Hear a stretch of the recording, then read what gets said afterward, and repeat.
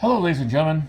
Welcome to a special edition of Billboard Comics. I'm Bill. Nice to meet you. Nice to see you. Hope to see you around.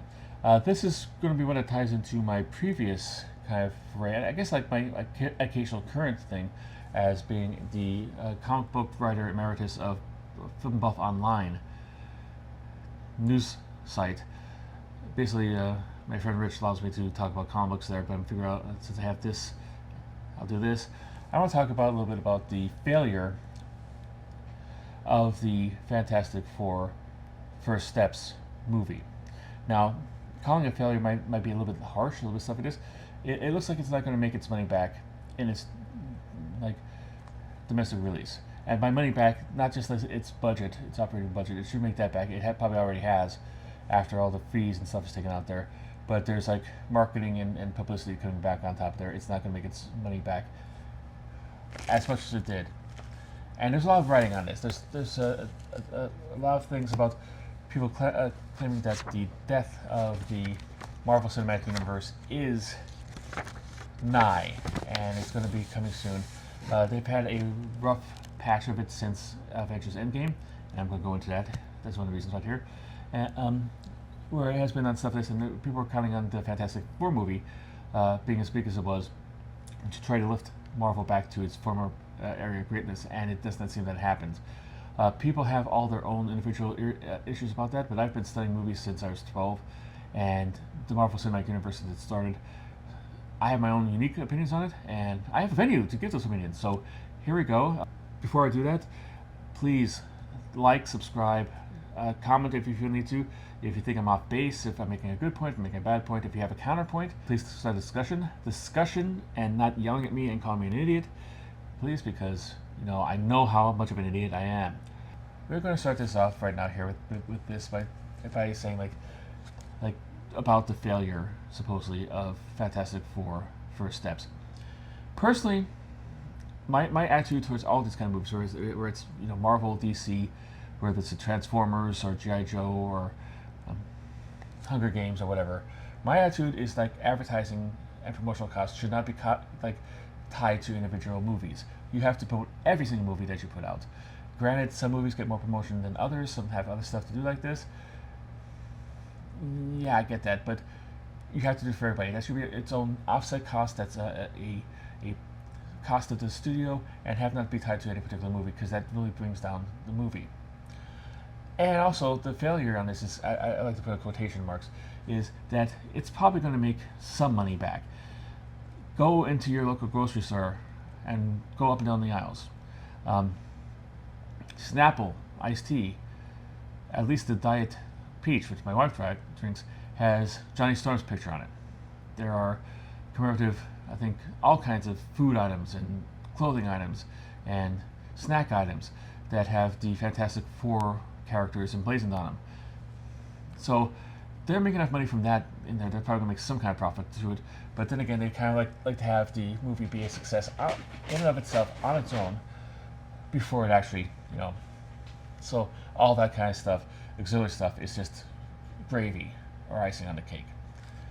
But nonetheless, appears that it's not going to make back its all its operating costs, including promotion, marketing, and all that kind of stuff, in its theatrical run. And like I said, there are many reasons for this, and I'm going to try to go over as many as I can right now, in my opinion. And like I said, if you have a different opinion, let me know. First of all, let's start off by going all the way back to Endgame. This is when their troubles started, I believe. Endgame had such an air finality to it. It was an end. It was such an end that they had actually credit cards, not credit cards, but images of the credits of each of the main actors. Tony Stark turning like this, and his autograph, like he's signing out of work. Like, here, okay, I'm signing out. I'll be back when you need me to play Doctor Doom 2 years from now. But there's such an air finale about that. It was a culmination of 10 years of Marvel Cinematic filmmaking. It was the last time we thought we were going to see Chris Evans and Scarlett Johansson and Robert Downey Jr. in a Marvel movie. it was a time for smart people would like take this as a time to actually, okay, we have a new beginning. We have to treat the next installment, the next phase, phase 4, as a new beginning. We have to start from the pull our bootstraps up, go back to the mentality we had when we created Iron Man, that we're hunkered down in a bunker and try to actually create a franchise that people wanted to see. Marvel didn't do anything like that. Marvel had, this era has marked, I can't really feel sorry about the problems they're having, because Marvel brought this on themselves. They have had a whole era of arrogance and hubris coming into this. Instead of like trying to dedicate themselves to restart the entire Marvel universe, I'm not saying like to reboot, but with the new characters and trying to make them as exciting as Iron Man made Robert Downey Jr.'s Tony Stark exciting. Do that, they kind of coasted. They felt that they were unstoppable. They had several billion-dollar movies in a row. The fans loved them. They could just crap on a piece of celluloid, run it through a projector, and have the schmear make $1 billion. They quickly learned out that was not the case. Because the audiences, and I consider myself one, and the critics, I consider one of them, got tired of that BS. They got tired of like the half effort or the half method and mistakes and missteps that we would have forgiven back when they actually were making movies that we actually wanted to see. We kind of like just didn't take it anymore, and so slowly by attrition, people started going away, and eventually got to the point. I think Thunderbolts was a great step back in the right direction. A movie with a lot of heart. I'll get to that later. That sure brought it back, but by that time, the well was too poisoned. No matter how much you clean it out, nobody would trust to drink the water from that well, and people are staying away. Hence, the reason why Fantastic Four failed. But let me go back to that era. Instead of starting everything new, they decided to just, go on with everything. They think that they just like continue the story instead of like presenting it as like trying to win back the people or get people interested in stuff. After a brief coda to like the Infinity Wars era in Spider-Man Far From Home, they started up Phase 4. And the start of Phase 4 was not a new character that we haven't seen before. It wasn't one that was going to tie into the upcoming multiverse saga. It wasn't anything like that. It was Black Widow, a character who, don't get me wrong, should have had a film back in Phase 2 or Phase 3. Only because Kevin Feige had to deal with Ike Perlmutter, who was caught in the Sony email chain saying like he didn't think women's films would sell, and Kevin Feige had to fight tooth and nail to get a Captain Marvel movie going. But it should have come before. But at the time it came out, and as the first film of episode of the fourth phase, the character was dead in the film continuity. It also had the unfortunate of coming out during the pandemic. The pandemic also, as a sidebar, let me just do this for a little bit. The sidebar had a lot to do with the downturn of the Marvel movie success in the movie theaters. Obviously, it was closed. We were closed down for a year, put in quarantine for a year, and people didn't go to movies. Black Widow was released directly to Disney Plus. If you wanted to see it as soon as it came out, you had to pay, I believe, a $19.99 premium just for that privilege. And there's a whole lawsuit going through. I'm not going to touch about that. That has nothing to do with my argument between Scarlett Johansson and Marvel Studios about payment and stuff like that. But coming out of that, first of all, it trained people to not want to go to theaters. The coronavirus, you see, COVID is still around. It keeps on getting new variants, and luckily we have had medical technology, crossing fingers, to keep us ahead of it. That now it's basically treated like a common cold, instead of stuff that killed hundreds, if not thousands, of people back in the day. But nonetheless, people are not really all excited about sitting shoulder to shoulder, hip to hip with somebody who might be a spreader in a packed movie theater just to see, like the Eternals or anything like that, or a giant-sized Harrison Ford beating the crap out of Anthony Mackie.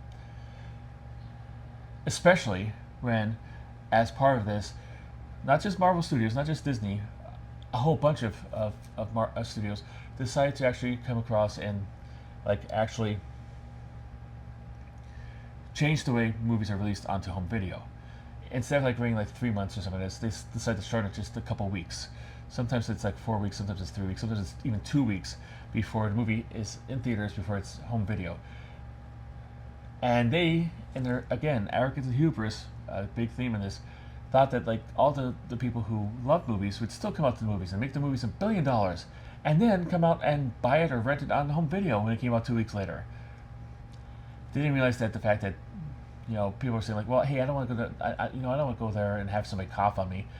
It's going to be on Paramount Plus or Disney Plus or Hulu or whatever in about 2 weeks. I'll just wait till it comes on there. I'll wait there. Unless the movie is truly spectacular, it's not going to have a big like box office. It's not going to make consistently good box office for a month. It's going to do like Fantastic Four did, have an extraordinarily big opening weekend and then fade. Even if it does that, if it's something that doesn't catch the audience's fancy, people are not going to go back to it. Stuff like Minecraft, which is enormously powerful, more than we could even imagine, that has the delays to do that. Lilo and Stitch has none of that. Even Superman, to a limited extent, has that kind of thing about people wanting to come back and watch it again and again and again. You don't have this with that, but I'll get to more on that later. The pandemic kind of like did all this, and it kind of did the worst thing for Marvel, because Marvel kept on acting like their movies would make $1 billion regardless. And they're not alone in this circumstance. Everybody's chasing the $1 billion movie, which means the cost of movies go up, because they think they have no problem like spending $200 million in a movie that's going to make 5 times that back easy in the worldwide box office, which is no longer the case. It wasn't the case then, but I'll touch on that a little bit later on as well. But back to Black Widow. Black Widow was probably not the best one to start this off. It had nothing to do with advancing the next generation of the Marvel Cinematic Universe, and that's what the first salvo needed. We need to find out where this place is going. And outside of creating 2 really good characters with Yelena Belova, played by Florence Pugh, and Red Guardian, played by David Harbour, great characters who have been used in the future and will be once again used again in the future, there's really no indication of where, in that movie, where this is going to go. But another thing came out of that made even like anger. Don't think like if you remember one thing from that movie, what do you remember of it? Taskmaster and the controversy before that. Now, on one stand, the changing of Taskmaster to a woman who was the daughter of the main bad guy of the film makes sense. It is, from a plot perspective, from a storyline perspective, it is a physical manifestation of Natasha's sins from her time as a Russian assassin coming back to her, being revisited upon her. So I can understand that. However, Marvel used to be really big about like having a good head on their shoulders about like keeping true to the comics but changing enough to make it better. Anything they make a change, they would make it better. Obadiah Stane was a rival of Tony Stark's in the comic books. He wasn't his partner. But they eventually put on the Ironmonger armor and all that jazz and fought him and stuff like this and became like one of his main villains. But they changed it for the thing to make it more of an emotional impact. This is your uncle fighting you, Tony, not you're just a business rival who you hate from the get-go. This is someone you trusted and liked, who apparently turns out to be evil. A little more stuff like this. The relationship between Bucky and Cap was different in the comic books. They were mostly friends, like after they joined the military together. They met in camp, not they growing up in the streets of Brooklyn together. But them Brooklyn makes them stronger. Making Taskmaster, who in the comic books is Tony Masters, a man who has photographic reflexes, but instead of like using it to rob banks or become a global terrorist or fight superheroes himself, mostly he decided to start a school to train lackeys for all the other villains for them to use them to fight the guys like that. He could fight like Captain America. He could fight like Spider-Man. He could fight like Daredevil. He's a good as archer as Hawkeye. He could, use the billy clubs as Daredevil. Really interesting character. Interesting designed by George Perez. One of the greatest designs of George Perez ever did. White, blue, and yellow color scheme. Very on point. Loved by a lot of people. A favorite by a lot of people. So, if you're going to make a change that makes it better. Regardless better. That makes sense. That has ties to the original comic book. The Taskmaster in the actual movie has no ties to the original comic book. Nothing. It's completely changed. This is the kind of stuff that Sony did with the Spider-Man books, the Spider-Man films, and Fox did with the X-Men films.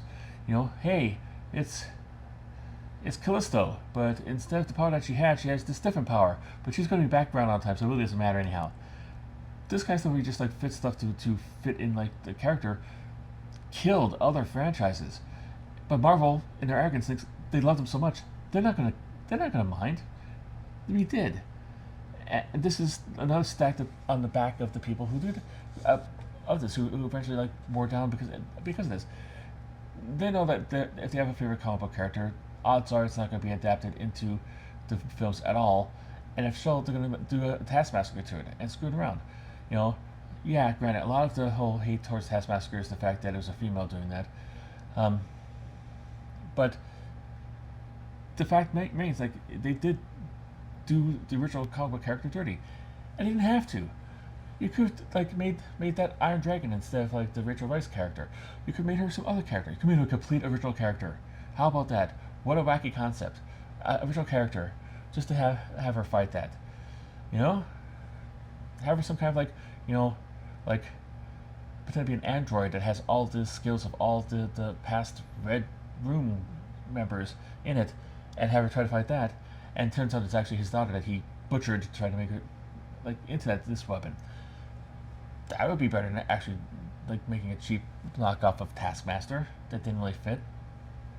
But this is just this part of like the hubris that Marvel had. I did a whole article on this on Film Buff Online about them like jumping the shark and like how like they've been pushing their worldview a little bit too much, and they thought they're like a little bit too big for their britches, especially around when the season finale of WandaVision came out. Now, WandaVision had a couple things in there that irritated long-term fans. Number one, namely, of course, the whole brief mentions, I have an astrophysicist friend. Maybe I could contact him. Now, this came right after Disney bought out Fox and the two studios merged, and Marvel got back the rights to the Fantastic Four and X-Men and stuff like this. So when they dropped this there, everybody's like online, like, "Ooh, Reed Richards coming. Did they have that? I heard it in casting. And it was a nothing burger. Nothing happened of it, but it started a whole bunch of buzz.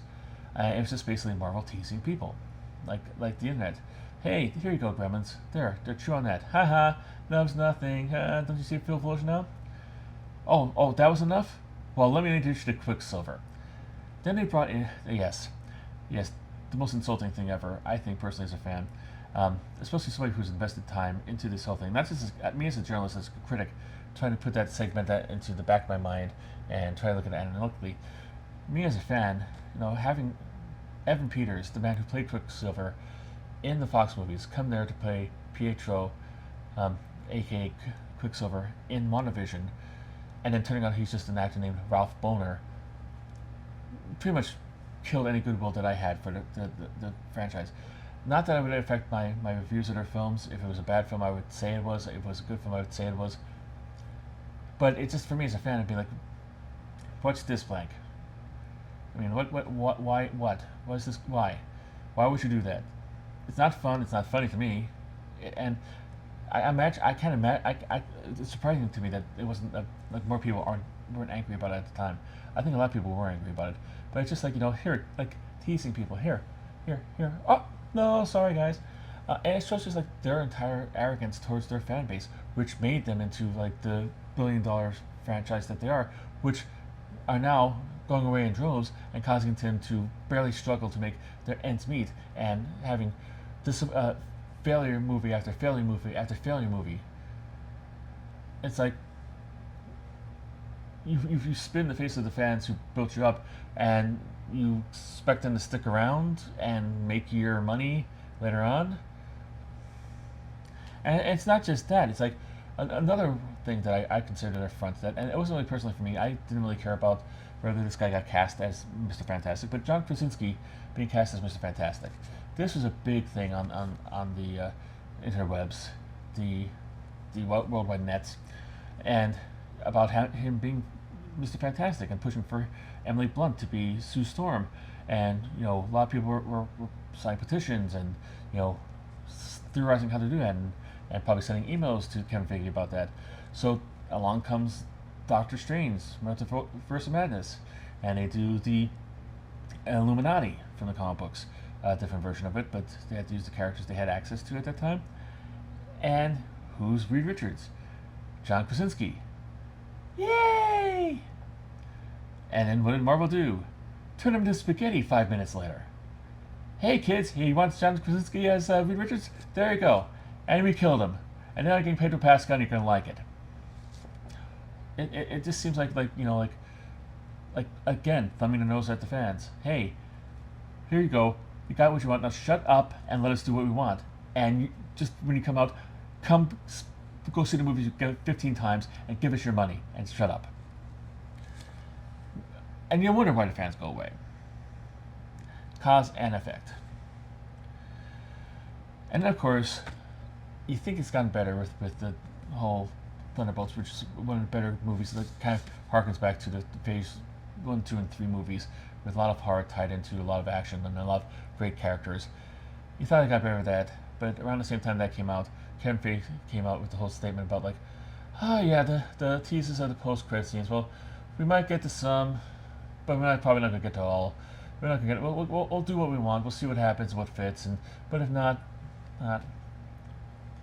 Let's just like maybe Mr. Feige forgot. Marvel created the whole idea of the post-credit sequence as being important for the future of their movies. We've had post-credit sequences before, most famously in Ferris Bueller's Day Off.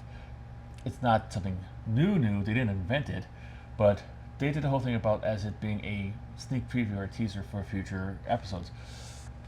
They didn't have to do it. They created it. No film needs to have an after-credit scenes. You could just do without it. Or do a funny one, like the shawarma scene at the end of Avengers, or something like that. Something that doesn't tie into future stuff. But if you're doing something that teases future stuff, people expect you to actually deliver on that tease of future stuff. Saying like, well, some might not, like, try to go back in time and remember when Kamala Khan visits Kate Bishop in her apartment and says, I want to talk to you about the Young Avengers Initiative. The internet went crazy. There's also already talk about possibility of Young Avengers being adapted into like the Marvel Cinematic Universe. This was confirmation that it is actually being planned. And people went crazy. People scoured all the Marvel universes, trying to look for characters who might possibly fit into like what this universe's Young Avengers might be. Oh well, Cassie from Ant-Man, she'll be in there. Oh well, maybe they'll bring back the twins from WandaVision, and they'll be in there. And well, maybe Black Panther has a son, he could probably be in there. And people were excited about it. There's a sense of joy about it. There's such stuff about this. Well, I didn't participate in it. I liked the series. I liked that. I by this point I was kind of like at the point of like, okay, I'm kind of like tuning out, but people were legitimately excited about it. And this might be a bad analogy because they have certain characters from that might be in the Young Avengers have appeared in concept art for future Avengers movies, which may or may not happen. I don't know. That leak that happened a couple weeks ago. But if you got people out there that excited about this and you're not going to follow through, I mean, nobody's clamoring to see Harry Styles as Star Fox. I personally am clamoring to see Brett Goldstein.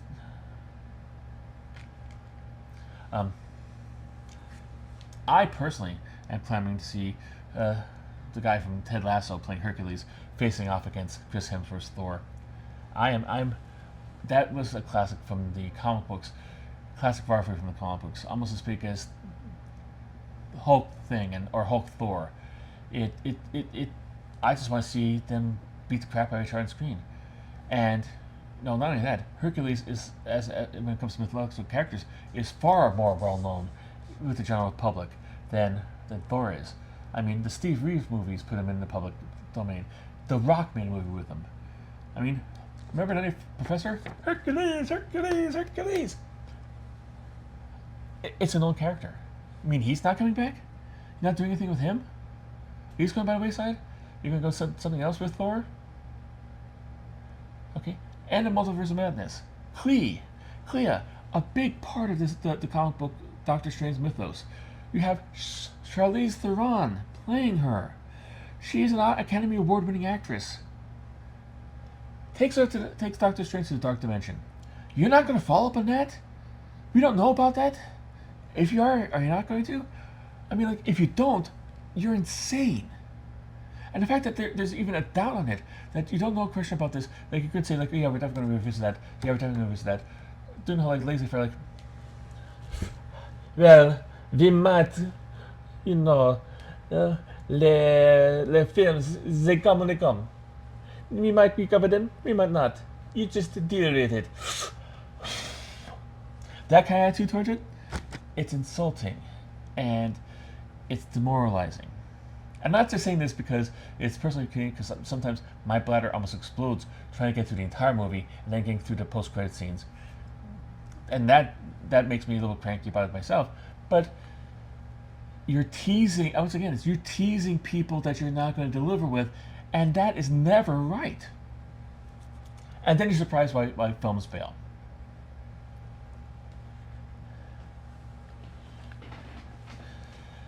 Around the same time as Avengers Endgame, all roads lead back to Avengers Endgame. Marvel Studios made a break from Marvel proper.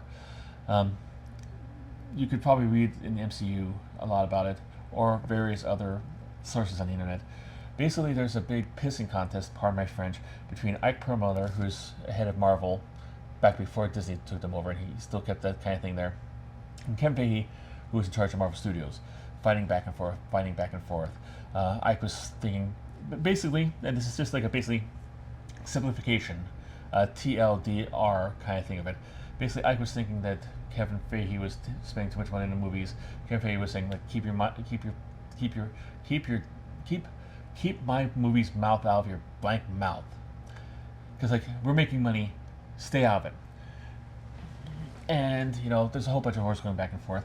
The reason why we had the crappy Avengers TV series is because Ike Perlmutter wanted to show up like Kevin Feige, because Kevin Feige had a movie of the Inhumans on a schedule that all of a sudden became redundant because of the TV series, because there's not going to be two different teams of Inhumans at the same time.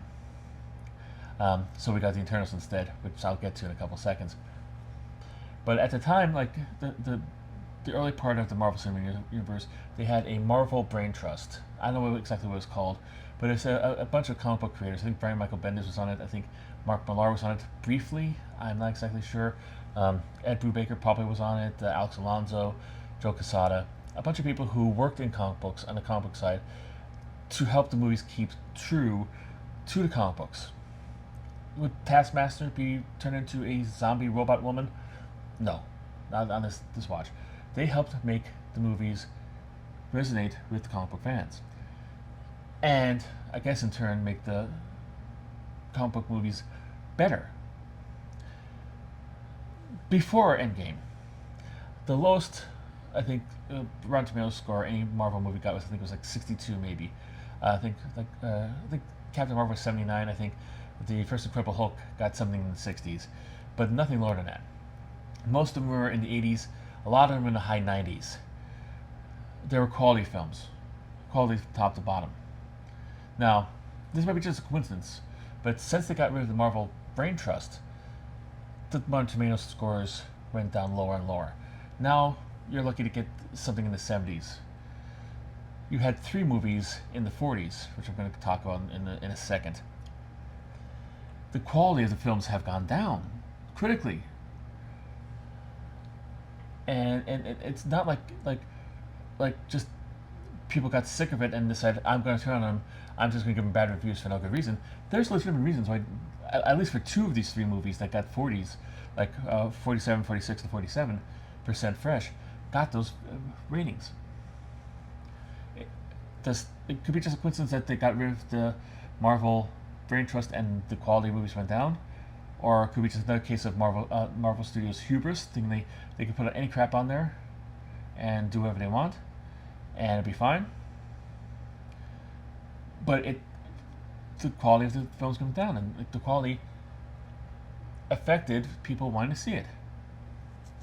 The three movies who got the under 40, which is officially rotten on the Rotten Tomatoes field score, are Eternals, which got 47%, Ant-Man and the Wasp, Quantumania, which got 46%, and Captain America: Brave New World, which got 47%.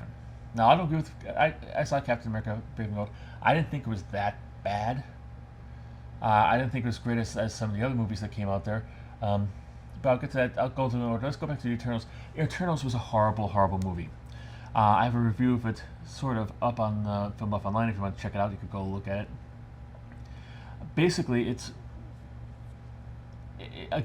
is a Marvel's insulting attitude towards its fans put to celluloid form, or digital form, or whatever they make movies out these days. The first half of the movie, they went over the entire concept about the Eternals are 4 or 5 times. They did a text scroll. They did character dialogue. They did a flashback, and they did like one of those diorama presentations that they had in Guardians of the Galaxy about what's going on. We got information about who the Eternals are, why they're on Earth. They're put on there by the Celestials to protect Earth, the people, from the deviants who are trying to kill them. But secretly, they're there just to protect the celestial baby growing in the Earth's core, which is a stupid thing altogether, but I'll get that later. We got that 4 times, over and over again, pound on her head, like we're morons, we can't really get this concept at all. Again and again and again. What we didn't get during that point in time, which we needed to get that time, is character development. We had 7 new superheroes coming on there, and they ran from being like just a blank slate. Icarus had just basically white bread on screen, to doing well because the actor playing it. I forget what the character's name is, but Kamal Nanjiani, I might be masquerading his name. He brought so much personality of his own personality into the character, made it something as a passable actual character. You had future Academy Award nominees and prior Academy Award winners in the cast. Salma Hayek, Academy Award winner Angelina Jolie, Barry Keogh. You had Brian Tyree Gibson, or what was his name? I'm sorry, the guy who played Fastos. You had all these guys in here, quality actors, on here, and you gave them nothing to work with. Cersei's main character, she loves humanity. You know, Spike's main personality is that they want to grow up. Fastos he just wants to live his life with his husband. You know, that's basically it. One-note characters that we are supposed to be invested in and interested in for these big global stakes. And in fact, the global stakes is the fact that Earth is just an incubator for the next Celestial coming to be born, which is completely stupid. There's a stupid aspect of like the Earth X series of titles. I mean, it's like you dig into the Earth. People have gone down to the Earth core. They know what the Earth is made of.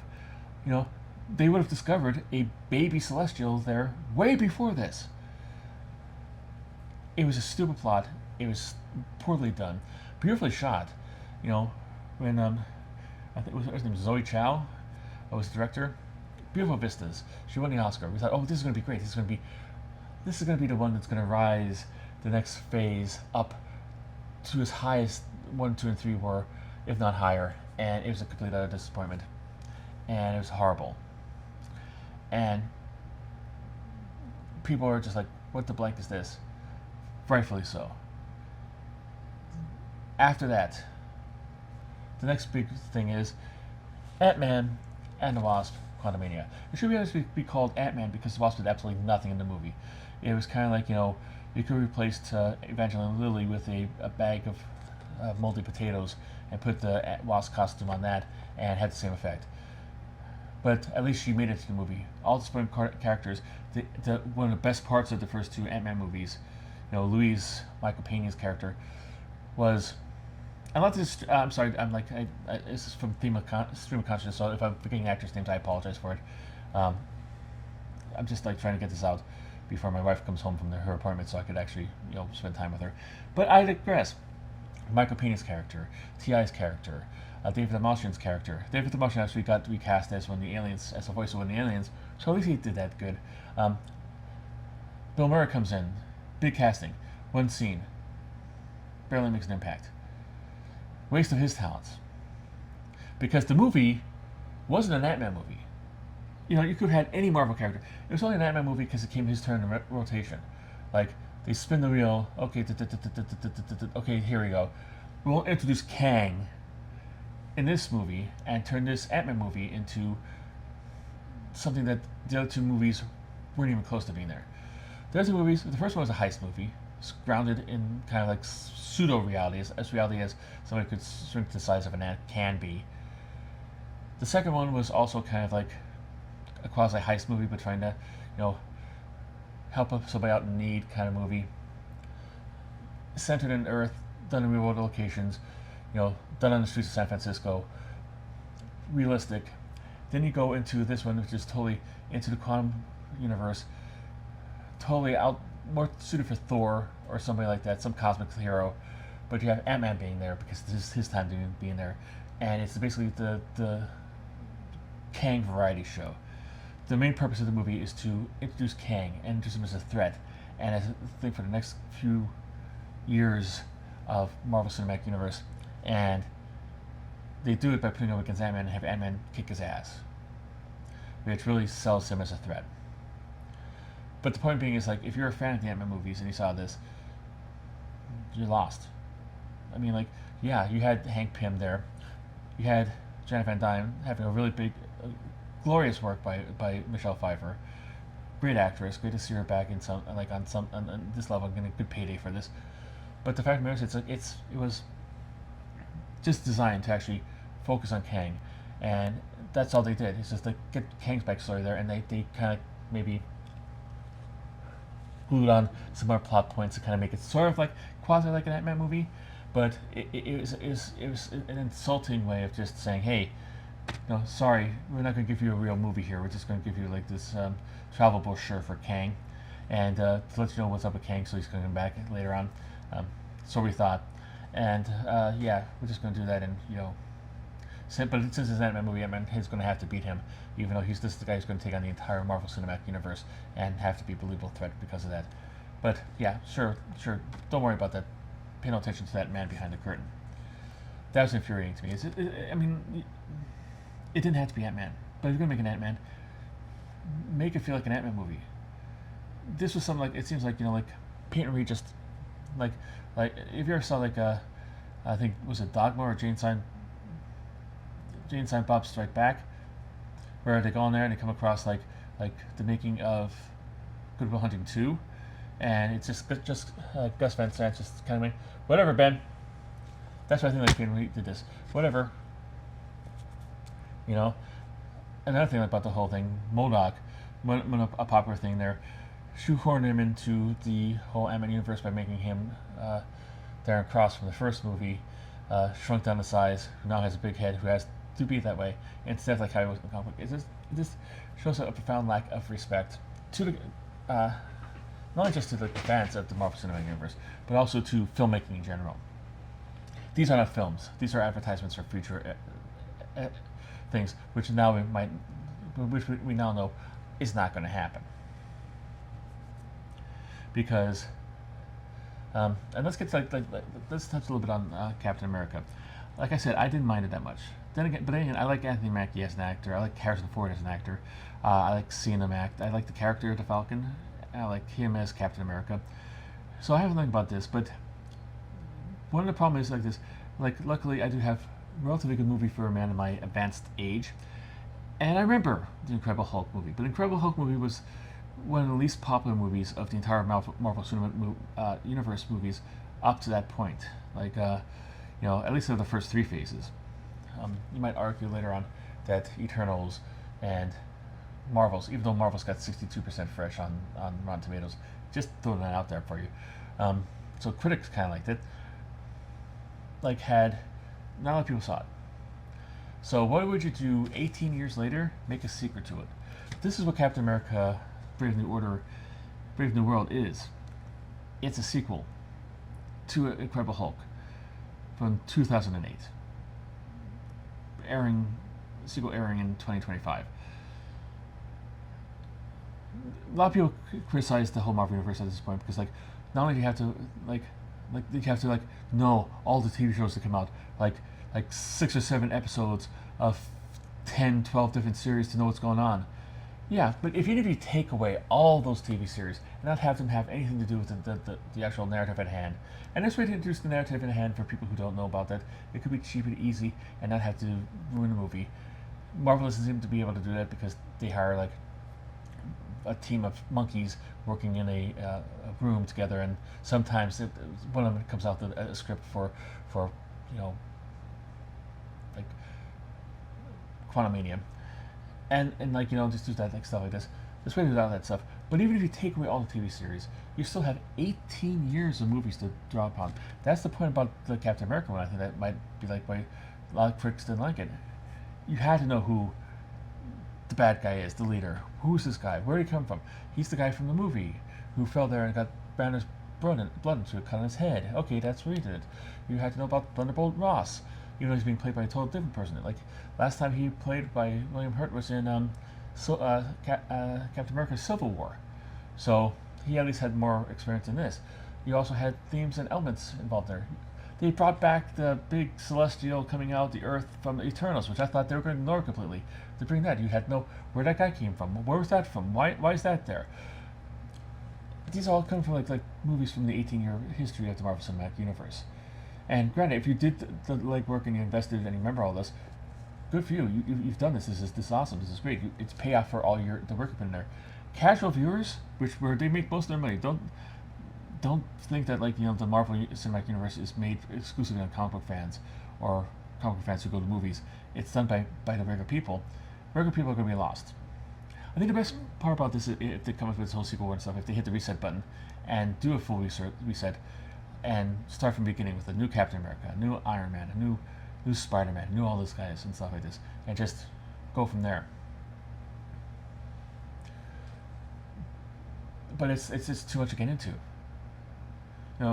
18 years ago, someone who was born, conceived on the night that after their parents saw Iron Man, is quickly approaching, or is not, might already be 17 or 18 years old. They're a whole new generation. They have whole new stuff. They probably didn't read the comic books growing up. They probably maybe saw the movies when they're 5 or 6, the ones that weren't too scary, and roller costumes and didn't really understand them and stuff like this. So they might not have that great deep knowledge of this. So you're dealing with a whole new generation of moviegoers, but you're still beholden to what happened in the past, and you're not bridging the two. And that loses a lot of people. Why are you going to make it like a new person, a younger person coming into the movies, the whole Marvel Cinematic movies? I would be daunted by this. Like, there's how many movies that I have to watch? How many hours of film? How many characters do I need to know about? Granted, there's Wikipedia tells you everything you know, but nonetheless, I'd be daunted about that, and I would stay away from it. And if you're losing the hardcore, and you're not attracting new core, you're losing customers. Now let's get to the actual Fantastic Four film. In essence, I did a review again, not to keep on sending you back to a website where you have to read stuff, but I'm going to send you back to Film Buff Online, which is a website you have to read stuff. I did a review of the Fantastic Four movie. I thought it had its flaws, but I thought overall it was pretty good. It was choppy as heck. It kind of went quickly at the beginning. It kind of dumped you in. It wasn't like Superman where it just kind of started from the beginning, gave you a little hint to what the origins were, and back and forward and stuff like this. But once the crisis started to happen, that choppy ending, that quickness of filmmaking really helped. It kind of helped sell the stuff. Uh, and me as a fanboy, I kind of dug having Galactus there. But it's not a perfect movie. It's a flawed movie, and especially something like, it is the best Marvel Fantastic Four movie ever, but it's not exactly the best Fantastic Four movie you could possibly have, and that's what people wanted. People were waiting for so much to get a Marvel like Fantastic Four movie, but it wasn't just to have any kind of Fantastic movie. They want a specific one that is true to the comic book origins and stuff like that, but also part of the MCU. They want to see Johnny Storm hanging out with Spider-Man. They want to see the Hulk fighting the Thing. They want to see, Reed Richards hanging out with Doctor Strange and the Submariner and Black Panther in some kind of like big Illuminati kind of meetup. They want to have them inside the Marvel Cinematic proper. Marvel put them over into an alternate reality, and eventually they're going to move into into the intermingle with the actual 616 universe. But when, how long, and will they stay there? And it will be when this is all over, will they be one universe and they'll be part of the universe? I understand the whole thing. Making the alternate universe means you could have like the 60s start in the 2020s, so the space race, which is the most makes the FF origin much better because it was tied into the whole space race in the 1960s in the comic books. Much better, much more powerful and stuff like this. I understand that and it works, but nonetheless, if you're fans of the stuff waiting for this, you'll come out for curiosity value, and they did in the first weekend. They had a really good first weekend, and then after that, you go like, okay, I've seen enough. I don't need to see this again, and you just go away and you don't see it again. That's why there's a 67% drop between weeks, which is deadly, and that's why Fantastic Four is a failure right now. And I don't think Marvel. I don't know if I know how to get out of this. I don't think Marvel knows how to get themselves out of this. I mean, and it's a shame because like Thunderbolts should have been the one that brought everybody back. Thunderbolts was a brilliant movie, brilliant with a real emotional core, and granted, the same director that is the X-Men, I'm psyched for. So I mean, like, but are we even going to get to that? Who knows? But the fact of the matter is, it's such a great movie. It's such a good movie. But it was a disappointment in rate, like I said, because it cost $180 million to make. Why? I have no idea. Like, we don't have any characters who really are like Fantastic Four takes $200 million to make. Yes, because you have Ben Grimm there, and even then it should have cost more because you think like they kept Ben Grimm in a sweater so they could get like a little press and GQ. No, they kept Ben Grimm in a sweater so the computers didn't have to animate all the rocks on his chest for more than half the movie. He appears shirtless like for 2 or 3 scenes. Not that I'm like that kind of perv who wants to see Ben Grimm shirtless.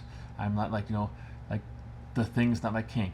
But nonetheless, the reason there's a sweater because the sweater is easier to animate by computer than all that rocks would be. And that's probably why they put the beard on too, because that straight beard is easier to animate than like all the craggly stuff that would have to move every time he talked. Yeah, so yeah, that's my opinion about that. And if I'm wrong, correct me. Prove me wrong. But the fact of the matter is, it's like another reason why these are failing, and which I think that Feige said he was going to address, was that the budgets are way too high. And it's not just a problem with Marvel Studios. I mean, this is what killed the DCEU.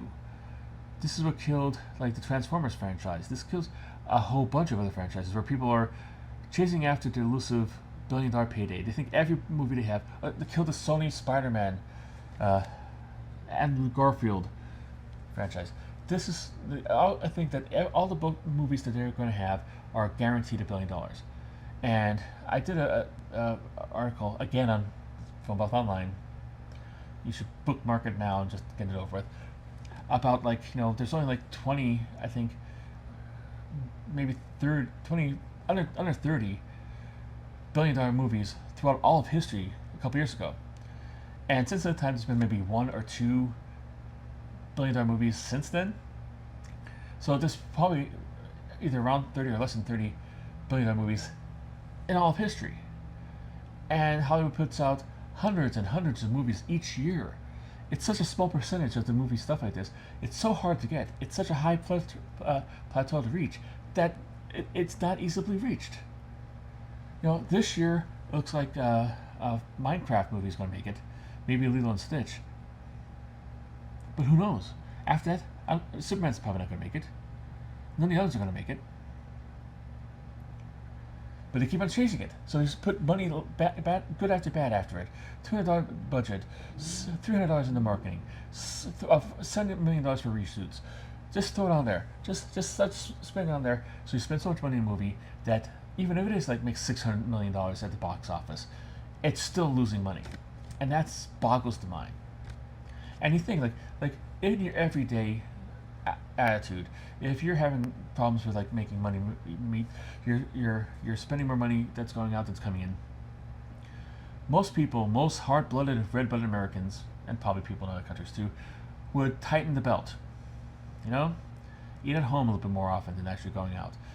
Maybe buy the store brand soda instead of the Diet Coke, or wait till Diet Coke's on sale and stock up, and make sure instead of you're paying $3 for a 2-liter, you're paying $1 for a 2-liter.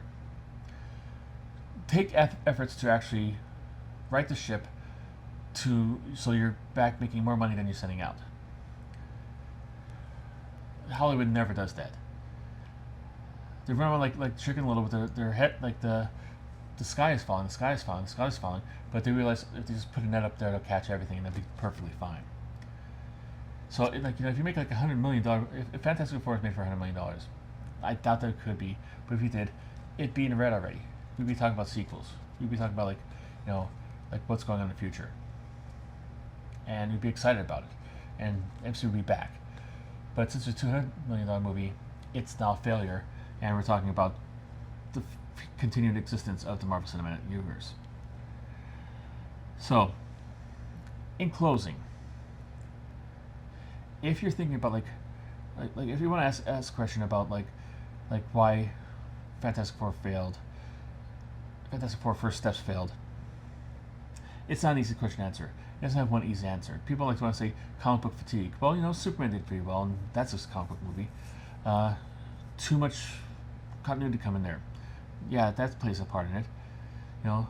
The history of bad movies made people not want to trust Marvel anymore. That plays a part in it. The kind of fast and loose Marvel is playing with insulting its base. That plays a part in it. The fact that it never the new era of the Marvel Cinematic Universe never got the push it needed after Endgame. That plays part of it. This is kind of a reverse of the whole maxim. Success has many fathers, but failure is an orphan. In this case, failure, it has many, many fathers. There's many reasons leading up to this.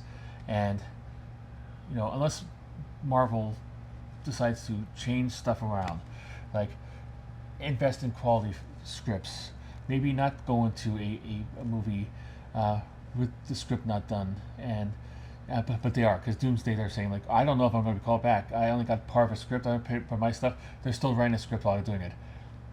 A $200 million movie that they're basing the entire success and jobs of hundreds of thousands of people on, and they don't even have a freaking script completed for it.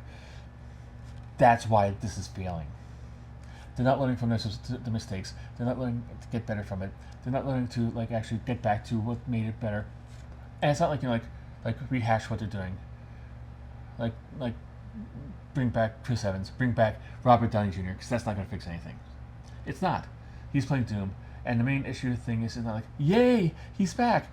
It's more how is he going to be Doom?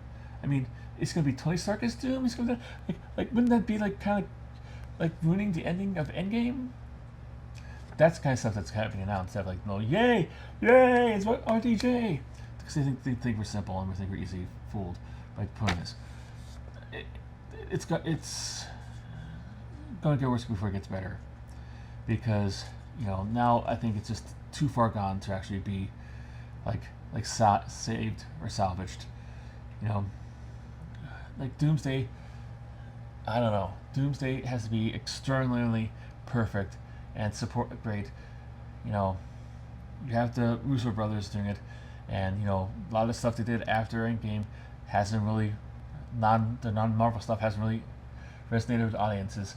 So, you know, it's not exactly a dead shot perfect team them with RDJ again is going to make this automatically have people come in if the script is bad and the storyline is bad and the characters are off note and they are insulting to the history in the movies and also history in the comic books. It might not save it, but who knows? But the reason why Fantastic Four failed is because basically, like, Marvel went in a downward slide of their own creation, and now they're dealing with the repercussions of it. They are thinking they could be inventive and change stuff away from the comic books, and finding out quickly that, hey, you know what? People aren't going to like that. They are going to, because like, yeah, until they learn to right their ship, this could be the long, slow death of the MCU, and I just hope they don't take the whole world of comic book movies with them. What do you think of what I said? Sometimes I got a little spicy there. I apologize if I was too spicy for you. If you disagree with anything or agree, put something in the comments. If you thought it was like genius, please give me a like. Subscribe while you're up there, and share it with your friends. I love movies, and even though I was kind of negative here, I love the Marvel Cinematic Universe. I love the Avengers. They have some of my favorite characters. I love the X-Men. Beast is my favorite character. I can't wait to see him get the Marvel Cinematic Universe treatment if it's done right. So I'm not really kind of like saying this to be like hoping for it to fail. I'm doing this as somebody who's fearful that it's already failed. So that's my little editorial about this.